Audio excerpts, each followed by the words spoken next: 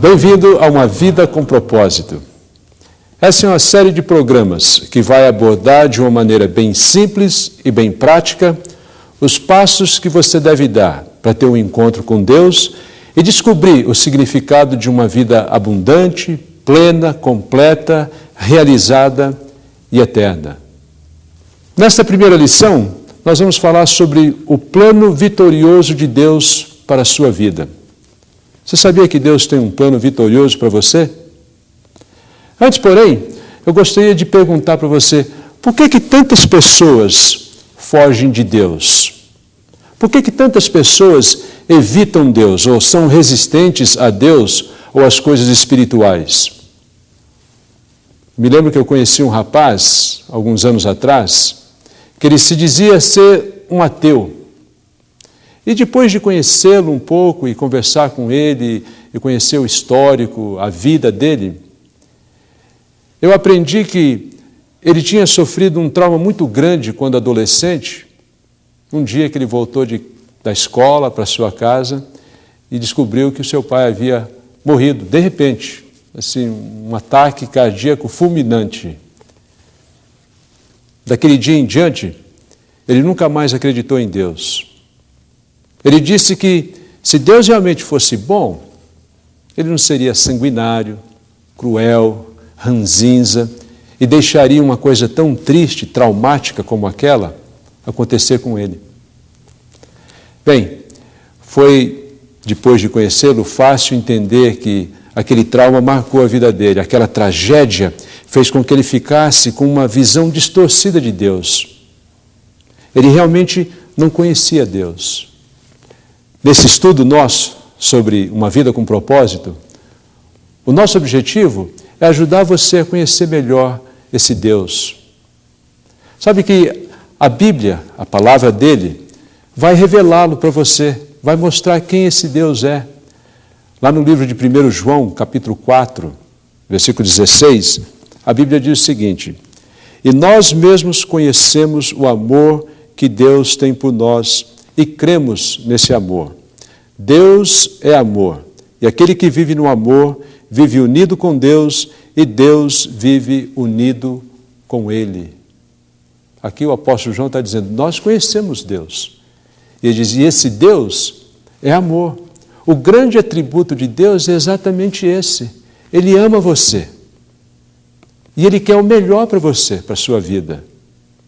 Agora, nós voltamos àquela mesma pergunta, por que pessoas fogem de Deus? Bem, eu vejo pelo menos 3 razões, são 3 medos.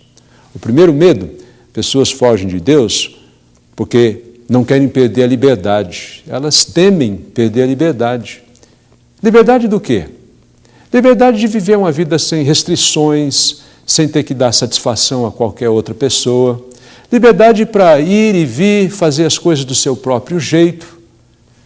Na realidade, a gente pode até resumir isso como um egoísmo total.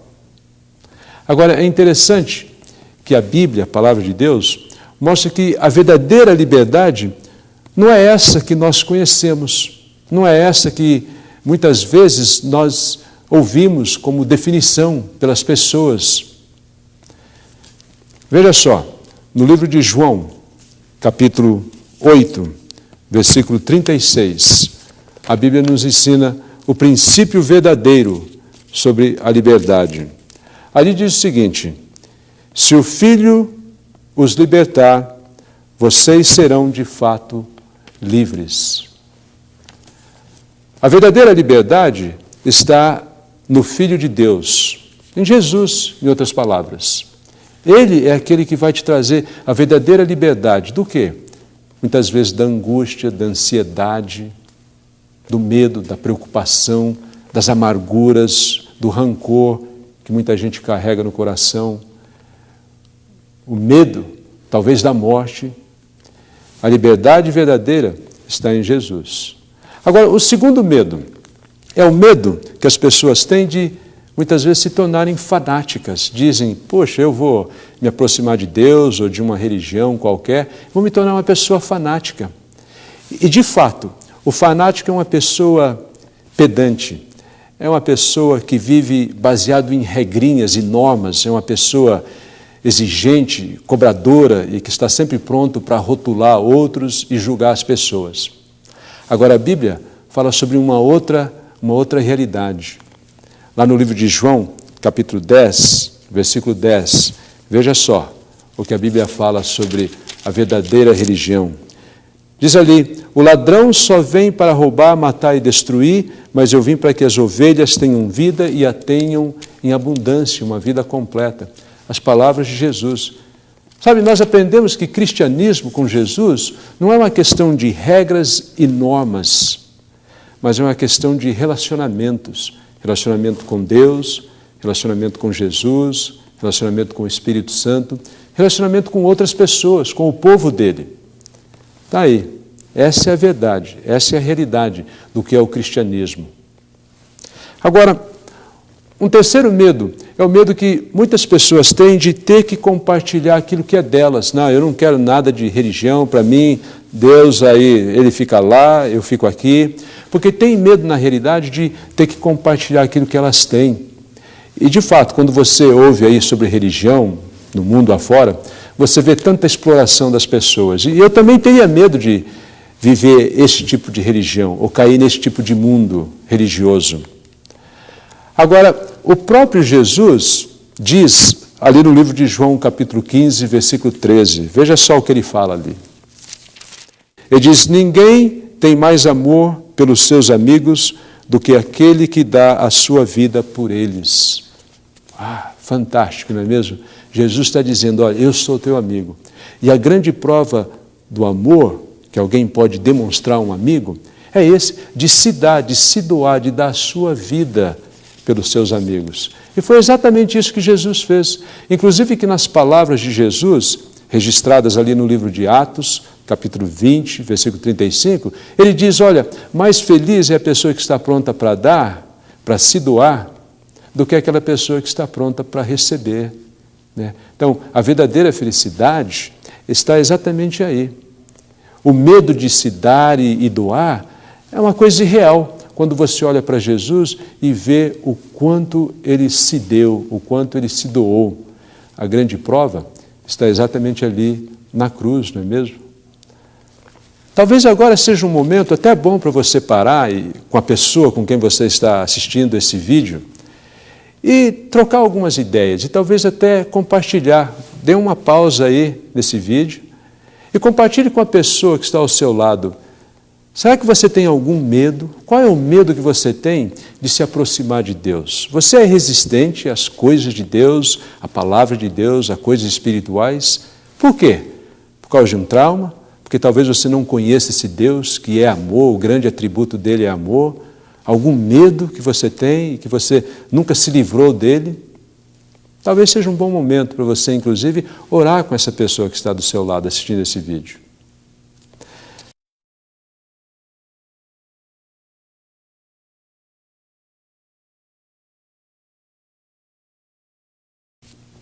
O fato é que você deveria se aproximar desse Deus sem nenhum receio. Ele é o seu Criador, Ele te ama e Ele quer o melhor para você e Ele tem um plano maravilhoso para a sua vida. Provérbios capítulo 16, versículo 4, fala sobre isso, lá no Velho Testamento.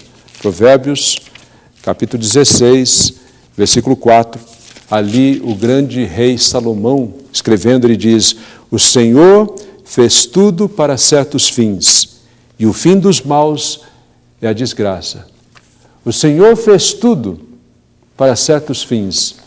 Deus não fez nada à revelia. Deus não fez nada aleatoriamente. Para tudo que Ele fez, para tudo que Ele criou, para tudo que Ele colocou nesse universo, Ele tinha um propósito, inclusive a sua vida. Deus já conhecia você antes mesmo de você existir. Ele já sabia que um dia você viria habitar neste planeta, que nós chamamos Terra. E Ele colocou você aqui com um propósito. Ele colocou você aqui com um plano maravilhoso para a sua vida, inclusive. No livro de 1 Timóteo, capítulo 2, versículo 4, ele descreve para nós: sejam salvos e venham a conhecer a verdade. Ele é esse único Deus que existe. Que plano é esse? Veja lá, 1 Timóteo, capítulo 2, versículo 4. Ele quer, Deus, que todos... E existe também só uma pessoa que nos une a esse Deus, Deus e os seres humanos. É o ser humano Cristo Jesus, que deu a sua vida para que todos fiquem livres dos seus pecados, e esta foi a prova, dada no tempo certo, de que Deus quer que todos sejam salvos. Deus tem um plano para nós, e o plano dele é muito simples. Ele descreve aqui: Deus quer que todos sejam salvos, que todos, inclusive, venham a conhecê-lo através da palavra dele, que é a verdade. Bem, talvez você esteja perguntando para mim: Antenor, será que eu posso realmente crer na Bíblia como sendo a palavra de Deus? Será que ela é fiel? A minha resposta é muito simples. É um sim categórico. Você pode sim crer na Bíblia como sendo a palavra de Deus. Sabe que a Bíblia é mostrada e descrita para nós em várias metáforas. Nós poderíamos dizer que a primeira metáfora é que a Bíblia é um livro de leis, um livro onde Deus mostra para nós o que nós devemos fazer. É um livro que nós poderíamos chamar como um manual. Como todo criador de qualquer coisa vai ter também o seu manual, explicando como usar aquele objeto, ou como utilizar melhor daquele aparelho eletrônico, eletrodoméstico.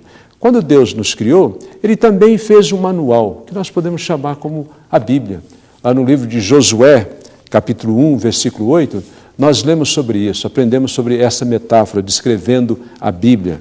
Livro de Josué, capítulo 1, versículo 8. Diz lá o seguinte: fale sempre do que está escrito no livro da lei. Estude este livro dia e noite, e se esforce para viver de acordo com tudo o que está escrito nele. Se fizer isso, tudo lhe correrá bem e você terá sucesso. Você gostaria de ter sucesso? O segredo está aqui, no manual de Deus, que Deus deixou para Salmo 119, versículo 105. Ali diz o seguinte, que a Bíblia é a lâmpada para os nossos pés e a luz para o nosso caminho. Veja só o que diz, Salmo 119, versículo 105. A tua palavra é lâmpada para guiar os meus passos, é luz que ilumina o meu caminho. Eu preciso ter uma lâmpada para eu saber onde eu vou colocar os meus pés, aqui e agora. Mas também eu preciso ter uma luz que vai projetar lá na frente, para que eu possa saber qual caminho tomar, qual caminho seguir. A Bíblia é descrita desta forma, com essa metáfora, lâmpada e luz para nós. Para você não estar no escuro. Muitas pessoas que não conhecem a palavra de Deus vivem no escuro, fazendo as decisões no escuro, se relacionando com pessoas sempre assim, indevidamente, metendo os pés pelas mãos e assim por diante. E a Bíblia nos ensina, inclusive, sobre essas coisas, como viver o nosso dia a dia, o nosso cotidiano. Mas a Bíblia também é descrita numa outra metáfora. A Bíblia é o espelho para nós. Lá no livro de Tiago, capítulo 1, versículo 22 a 25, mostra isso para nós. Tiago, capítulo 1, Tiago 1, versículo 22 a versículo 25. Veja só o que diz ali. Não se engane, não sejam apenas ouvintes dessa mensagem, mas ponha em prática. Porque aquele que ouve a mensagem e não a põe em prática, é como uma pessoa que olha no espelho e vê como é. Ele dá uma boa olhada, mas depois ele vai embora e logo esquece a sua aparência. O Evangelho é a lei perfeita que dá liberdade às pessoas. Se alguém examina bem essa lei e não a esquece, mas põe em prática, Deus vai abençoar tudo o que essa pessoa fizer. Então veja só, a Bíblia é descrita nessa metáfora, como um espelho. Você olha no espelho para quê? Para você fazer as mudanças necessárias. Quando você olha para a Bíblia, para a palavra de Deus, Ela vai mostrar o que você precisa mudar lá dentro de você, está dizendo. Mas também, a Bíblia é descrita numa outra metáfora, como sendo uma semente que caída no nosso coração vai germinar, vai brotar e vai produzir coisas boas. Nós aprendemos isso no livro de 1 Pedro, capítulo 1, versículo 22 a versículo 25. Agora que vocês já se purificaram pela obediência à verdade, e agora que vocês já têm um amor sincero pelos irmãos na fé, amem uns aos outros com todas as forças e com um coração puro. Pois vocês, pela viva e eterna palavra de Deus, nasceram de anos, são como a erva do campo, e a grandeza deles é como a flor da erva. A erva seca e a flor cai. Mas a palavra, de novo, como filhos de um Pai que é imortal, e não de pais mortais, como dizem as Escrituras Sagradas. Todos os seres humanos, a palavra do Senhor dura para sempre. Essa é a palavra que o Evangelho trouxe para vocês. Então, a Bíblia é essa semente. E quando você acolhe, quando você recebe essa semente no seu coração, Tiago, capítulo 1, versículo 21 fala sobre isso, você vai ser salvo, você vai inclusive produzir bons frutos na sua vida. E não somente coisas que vão te puxar para baixo e coisas que vão te entristecer e entristecer outras pessoas e que vão muitas vezes te levar ao fracasso. Você pode confiar sim na palavra de Deus. Veja, Deus no espaço de 1.500 anos usou 40 homens para que eles, inspirados por Deus, pudessem escrever a Bíblia, aquilo que nós temos hoje. E tem sido preservado agora por milhares de anos, com mais de 15 mil cópias de manuscritos. E na Bíblia nós encontramos evidências históricas, nós encontramos evidências científicas, mas sabe, o que mais me impressiona sobre este livro, e apesar de eu ter ido para a faculdade, estudado psicologia, trabalhado com centenas e centenas de pessoas nesses últimos 20 ou 25 anos da minha vida, não tem um livro mais especial do que este, a Bíblia. Sabe por quê? A grande evidência que eu vejo, maravilhoso que Deus tem para a vida delas, que está descrito exatamente nas páginas da Bíblia, nas páginas deste livro. Na Bíblia, são vidas transformadas, depois de conhecerem a palavra de Deus, depois de descobrirem o plano. Bem, talvez você esteja perguntando, será que realmente se eu descobrir o plano de Deus, Ele vai me abençoar? A promessa de Deus é que Ele vai. E Ele tem uma vida maravilhosa para você. Agora, o que é que você tem que fazer? Você tem que dar esse primeiro passo para ter esse encontro com Deus. Você tem que conhecê-lo através da palavra dele. E lembre-se de uma coisa, que Deus é amor. É um atributo dele, o maior atributo de Deus. Ele quer o melhor para você. E Ele está dizendo para você, não fuja de mim. Eu quero ter um relacionamento com você. E o verdadeiro cristianismo, ou a verdadeira religião que todos nós devíamos buscar, é exatamente isso. É ter um relacionamento com esse Deus, que é o nosso Criador, e mais do que isso, que quer ser o nosso Pai, quer ser o seu Pai, inclusive. Bom, meu nome é Sérgio Mota, sou casado com a Áurea há 20 anos. Temos 2 filhos, o Pedro Ivo, de 16, e Thaísa, com 17 anos. E no início do nosso casamento, nós caminhamos por diversos caminhos na vida. E nunca encontrando e sempre buscando a palavra de Deus. Agora, através de descaminhos, através de situações que faziam com que havia um grande sofrimento em nossas vidas, quer na nossa relação, quer na educação dos filhos, porque eu queria dar alguma coisa, mas não sabia o que dar, porque eu não encontrava aquilo de dar o melhor à minha família. E quando me foi apresentado a oportunidade de aceitar a Jesus na minha vida, na nossa vida, em comunhão, em família, nós podemos vivenciar, estamos vivenciando uma felicidade familiar, uma comunhão, uma concretização dos nossos ideais. Lógico, temos problemas, filhos adolescentes, a nossa vida pessoal, o trabalho, o dia a dia, mas temos uma certeza maior do nosso fortalecimento em Cristo Jesus. Então é esse objetivo, essa linha de trabalho que a gente sempre tem a nossa meta, o nosso querer, o nosso alcançar. E nós procuramos que nós possamos realmente sermos cada vez mais firmes dentro da palavra de Deus. Erramos, pecamos, mas pedimos pela misericórdia de Deus que não tiremos o foco de nossas vidas, que é a nossa centralização no caminho de Deus, para que possamos realmente, eu e minha família, servirmos ao Senhor integralmente. É muito difícil? Mas é muito prazeroso também. Tem muita gente que vem para mim e pergunta o seguinte: Antenor, numa confusão religiosa, numa Babel religiosa na qual nós vivemos aqui no nosso país, no que eu devo acreditar? São tantas igrejas, só aqui no Brasil pelo menos 15 mil igrejas com nomes diferentes. No que eu vou me agarrar? Vou acreditar no quê? Participar onde? E sabe, realmente, eu percebo que tem muita gente que está na neblina. E a neblina é uma coisa perigosa. Não sei se você já teve a experiência de dirigir no meio de uma densa neblina. E eu já estive ali numa viagem e fui obrigado, inclusive, a parar num posto policial para pedir orientação. E ali, então, o policial me aconselhou: olha, senhor estacione o carro aqui, porque o senhor não consegue nem enxergar além do capô, nem a estrada. O senhor corre um grande risco de ter um acidente fatal aí na frente. E sabe, na neblina espiritual, as pessoas também correm um grande risco espiritual e eterno, inclusive.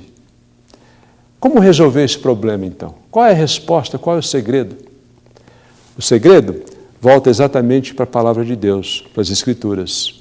Quando você conhece a Deus nas Escrituras, a vontade dEle e o plano que Ele tem para a sua vida, aí então você vai entender o que significa verdadeiramente ter uma vida abundante e viver uma vida com propósito. Tem uma pergunta aqui de alguém que escreveu para nós, que gostaria de uma resposta, alguém que está tentando, buscando ter esse encontro com Deus e conhecê-lo melhor nas Escrituras. O nome dela é Maria Eduarda de Niterói, no Rio de Janeiro.